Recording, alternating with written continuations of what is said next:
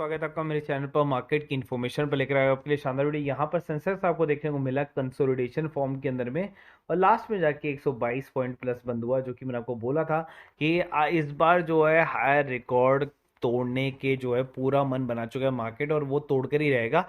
अब आगे चलता है यूएस डिफॉल्ट अपडेट। अगर आप देखें तो डिफॉल्टर बना अगर अमेरिका, तो पूरी दुनिया डूब जाएगी, और उसके अंदर में भारत के 224 अरब डॉलर भी जो है लगे हुए हैं। हालांकि सबसे बड़ा इन्वेस्टमेंट जो लगा हुआ है वो मैंने आपको पिछले वीडियो में बताया भी था। जापान जो थर्ड नंबर है, सेकंड नंबर चाइना, और फोर्थ नंबर है जर्मनी। और इन सब का पैसा जो है बेसिकली यूएस के अंदर में लगा हुआ है, तो ये इकोनॉमी भी डूब जाएंगी। लेकिन यहाँ पर भारत का केवल और केवल 224 अरब डॉलर है, तो भारत को ज्यादा फर्क नहीं पड़ने वाला है यहाँ पर। उसके बाद बात करते हैं रशियन डिफेंस मिनिस्टर की। तो यहाँ पर देखिए कोई न्यूज़ देखने को यहाँ पर फिलहाल मिल नहीं रही है डिफेंस मिनिस्टर से।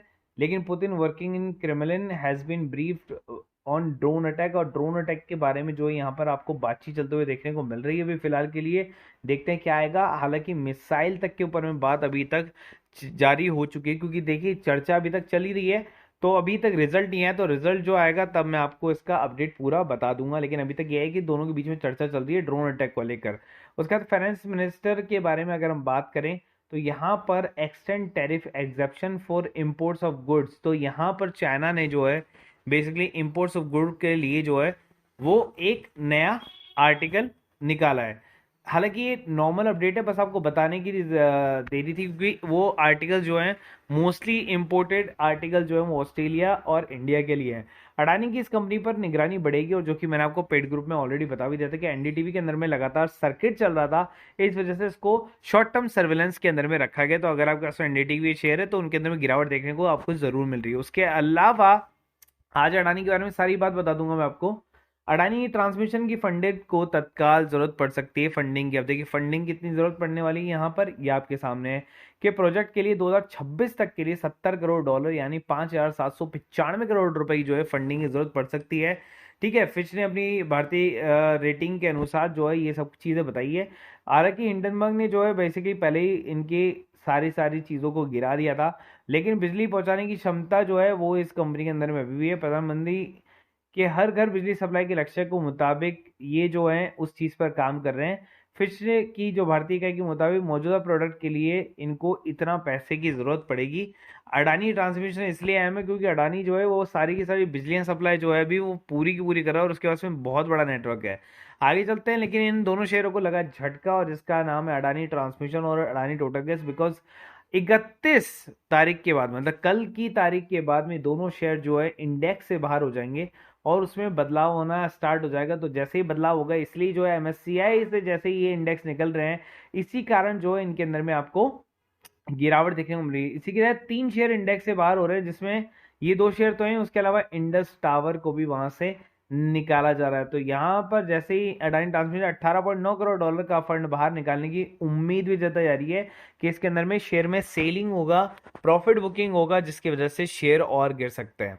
चलिए अब नए शेयर की तरफ में चलते हैं, जो 2,762 का शेयर था, और आज टूटकर 8 रुपए इसका भाव आ गया। और इसके अंदर में आई खुशखबरी, क्योंकि इसने जो Q4 जो लॉन्च किया है ना, उसमें इसका जो घाटा है वो बिल्कुल क्या कर दिया है, इन्होंने कम कर लिया है। जो कि बेसिकली 4,000 करोड़ तक के घाटे आते थे, वो अब केवल और केवल जो है 1/4 घाटा ही आ पा रहा है। तो इसका मतलब क्या है कि कंपनी के अंदर में कुछ तो चीजें थोड़ा बहुत तो ठीक हो रही है, जिसका नाम है Reliance capital. Reliance capital, Reliance infrastructure और पावर के बाद में तीसरा ऐसा शेयर है जो कि रिलायंस को उबार सकता है। ब्राइटकॉम ग्रुप जो है उसके बारे में बात करते हैं, और आज इसके अंदर में सर्किट देखने को मिला, लेकिन सर्किट ब्रेक हुआ, फिर ब्रेक हुआ, और फिर वापस से सर्किट ही लगता रहा। अब इस सर्किट लगने की वजह क्या है, क्योंकि आने वाला है आज इसको Q4 का रिजल्ट। अभी तक Q4 के रिजल्ट अपडेट नहीं हुए हैं। ठीक है, ये लेटेस्ट टाइम जो अगर मैं आपको बताऊं कि 4:30 का टाइम है, लेकिन अभी तक मार्केट पूरा खुलकर बंद हो चुका है, लेकिन अभी तक कोई भी टारगेट अपडेट नहीं किया गया है, ये ना ही कोई भी अपडेट Q4 के लिए अभी तक आ पाई है। तो प्रोबेबली लगता है कि रात तक ही कुछ अपडेट आ पाएगी, तो कल आपको जो है मॉर्निंग के अंदर में इसको अपडेट मिल जाएगी। Q4 का रिजल्ट जहां तक है वो काफी अच्छा जाना चाहिए, और बोर्ड के मेंबर जो हैं वो उनको पिछली जो गलतियां की हुई है उसके बारे में क्लैरिफिकेशन आएगा। तो ये बहुत बड़ा गेम चेंजर होगा कल के मार्केट में खुलते। उसके अलावा देखिए शुगर के मैंने आपको 3 स्टॉक बताए थे, एक और शुगर का स्टॉक मैं आपको बताता हूँ। मवाना शुगर करके जो स्टॉक है वो 100 रुपए के नीचे का स्टॉक है। अगर मैक्सिमम चार्ट की मैं बात करूं तो बीच में ये स्टॉक जो है 139 का था। उससे पहले जो लेटेस्ट की अगर मैं बात करूंगा तो यही स्टॉक जो है वो लगभग 170 के आसपास में था। उसके बाद में देखिए गिरावट हुई और कंसोलिडेशन पीरियड के अंदर में चल रहा है ये इसके कंसोलिडेशन भाव है, मतलब एवरेज भाव है जो इसके 80 से 90, 70 से 90 रुपए के बीच में होता है। मवाना की शुगर को अगर हम एनालाइज करते हैं तो देखिए सारे शुगर के अंदर में सबके रिजल्ट एक साथ आते हैं, और 1949 की कंपनी अभी की कंपनी भी नहीं है। मार्केट अब ज़्यादा बड़ा नहीं है, लेकिन रिटर्न कैपिटल एम्प्लॉयड और इक्विटी काफ़ी अच्छा है और बुक वैल्यू के आसपास में शेयर चल रहे हैं। फेस वैल्यू भी इसकी 10 है और कंपनी डिविडेंड भी आपको दे देती है। अब कंपनी के अंदर में जो क्वार्टर रिजल्ट है वो काफ़ी ठीक ठाक होते जा रहे हैं। जैसे माइनस में आते थे रिजल्ट, देखिए फिर पॉजिटिव आता था, फिर माइनस में आता था, फिर पॉजिटिव आता था, फिर माइनस में आता था, फिर पॉजिटिव आता था। तो अभी जो रिजल्ट हैं वो थोड़े बहुत इंप्रूव हो रहे हैं ईयरली वाइज। देखिए पहले इतने 3 साल तक नेगेटिव आया, लेकिन फिर इसने 4 साल पॉजिटिव रिजल्ट दिया, फिर 1 साल नेगेटिव दिया, फिर 2 साल पॉजिटिव, और इस साल जो है इसका नेगेटिव रिजल्ट रहा है। लेकिन उतना भी ज़्यादा नेगेटिव नहीं रहा जिसके अंदर में इसको काफ़ी लॉस का सामना करना पड़े। रिजर्व और जो इसका डेट है वो ऑलमोस्ट सेम है, लेकिन शेयर होल्डिंग पैटर्न कभी भी चेंज नहीं हुआ इसका। जनता और प्रमोटर होल्डिंग सेम है। तो मवाना शुगर भी यहाँ पर एक एथेनॉल का अच्छा सोर्स हो सकता है। उसके अलावा अगर हम बात करें सन फार्मा के छोटे भाई की, तो यहाँ पर उसका नाम है मार्क्सन फार्मा।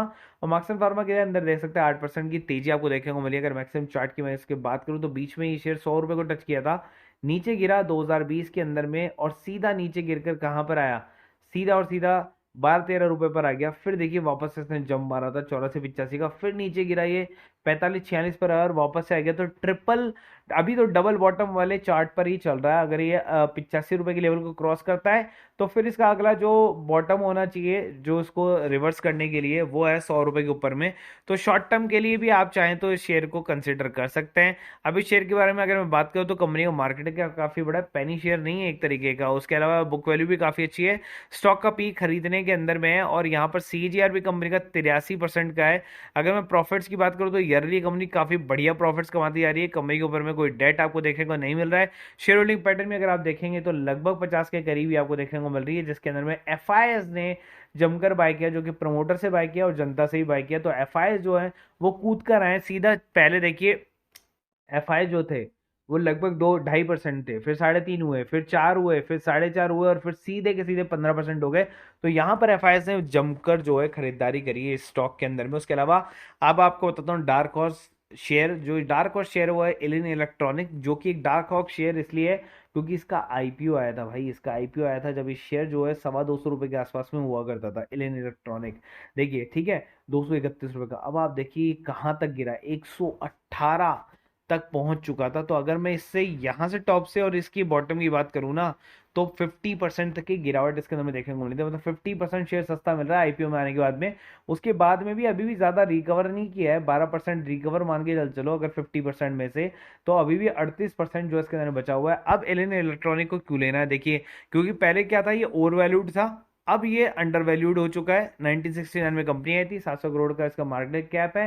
स्टॉक जो है पीई अब 21 के आसपास में आ गया है। रिटर्न कैपिटल एम्प्लॉयड और इक्विटी काफी अच्छा आपको देखने को यहाँ पर मिल रहा है। उसके अलावा कंपनी अच्छा सीएजीआर भी देती है आपको। जो उसके पिछले रिजल्ट्स हैं उसके बारे में बात करते हैं। जो नेट प्रॉफिट है अगर आप देखें तो 12, 6 और 4 इस तरीके से उसके रिजल्ट है। लेकिन अगर हम ओवरऑल ईयर की बात करें तो देखिए पहले 13-13 चलता था, फिर 15-13, फिर 28 और 32। तो इसका मतलब क्या है, कंपनी ग्रोथ तो कर ही रही है ना ईयर वाइज। क्वार्टर वाइज आप मेजर मत करो, आप ईयर वाइज मेजर करोगे तो आपको ज़्यादा क्लैरिटी आएगी। उसके अलावा यहाँ पर प्रोमोटर्स देखें तो लगभग सेम बने हुए हैं। डीआई ने यहाँ पर जो है माल खरीदा है, एफआई ने जो बेचा था, और उसके अलावा जनता का भी जो कुछ स्टेक है वो डीआई ने खरीदा है। तो यहाँ पर ये अच्छी बात है कि डीआई काफी अच्छे से आ रहा है। 18% का स्टेक डीआई के पास है, 32 प्रमोटर्स के पास में। तो लगभग लगभग जो है 45% जनता के पास में और 55% अदर के पास में। तो यहीं से डार्क हॉर्स जो है आपको काफी अच्छा रिटर्न दे सकता है।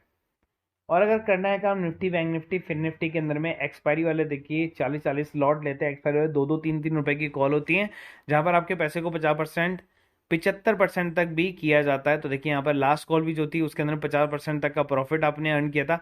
ये आपके लॉट्स के ऊपर में, अगर आप लॉट्स अच्छा लेंगे। अब देखिए अब आप बोलेंगे 40 लॉट, 40 को 4 से मल्टीप्लाई करोगे कितना ही लॉट, मतलब कितना ही पैसा आप दे रहे हो, 1600 रुपए का जो लॉट आपको पड़ रहा है। 40 लॉट के ऊपर में भी अगर 4 रुपए में अंदर आप लॉट दे रहे हो तो वो 1600 रुपए का, मतलब बहुत ही कम है। अगर आप इसको 40 की जगह अगर आप इसको 100 लॉट भी लेते हो ना, और 4 से मल्टीप्लाई करो तो 4 रुपए पर, तो भी 4,000 का लॉट होता है। तो वो 100 लॉट से भी आप इसमें बाय कर सकते हो एक्सपायरी वाले दिन। तो आज हमने 10,100 रुपये कमाए। ठीक है, उसके अलावा अदर अगर एक और ग्रुप है जिसके अंदर डेरिवेटिव्स और इंट्राडे है, तो यहाँ पे पहले बात कर लेते हैं इंट्राडे की, जहाँ पर भारत वायर और टीसीआई एक्सप्रेस करके आए थे 2 कॉल्स, और दोनों के अंदर में 7,000 रुपये टोटल कमाए। उसके अलावा अपोलो हॉस्पिटल की एक कॉल थी जो कि इंस्टेंट बस जो उसके रिजल्ट के ऊपर में थी। तो आज जो इसका रिजल्ट जो है काफ़ी अच्छा नहीं आया था, जिसकी वजह से शेयर के अंदर में बहुत तेज़ी से गिरावट हुई। लेकिन हमने केवल 2,000 रुपये तक का रिस्क लिया था। लेकिन अगर इसका जो रिजल्ट है वो काफ़ी अच्छा आता, तो हमने पिछली बार जैसे हमने 22,000 रुपये कमाए थे ना, तो तब भी हमने 2,000 रुपये का रिस्क लिया था और 22,500 रुपये कमाए थे पिछले सेशन के अंदर में, अगर आपको याद हो। तो वो वही रिस्क था इसके अंदर में भी। अगर पैसा अगर इसके अंदर में चलता, रिजल्ट थोड़ा सा अच्छा होता, तो हम 10 टाइम्स करते और 20,000 रुपये जो है हम इसमें अवश्य बनाते हैं। तो ये चीज़ तो चलती रहती है, थोड़ा बहुत तो रिस्क लेना पड़ेगा आपको भी। लेकिन हमने अदर सेक्टर के अंदर में 7,000 और 10,000 कमा लिए, तो अगर दो चले भी गए तो 15,000 के अंदर में तो आप प्रॉफिट में अभी बने हो। और आपको पैसा कितना देना होता है, 1,500 रुपये पर मंथ, और आपने एक ही दिन में पैसा कितना कमा लिया, 15,000 रुपये। तो अगर आपको जुड़ना हो तो आप हमें कॉन्टैक्ट कर सकते हैं। अगर वीडियो अच्छा लगा तो इसको लाइक ज़रूर करें और बेल आइकन ज़रूर प्रेस करें, ताकि आपको सारे नोटिफिकेशन मिलते रहें हर वीडियो के।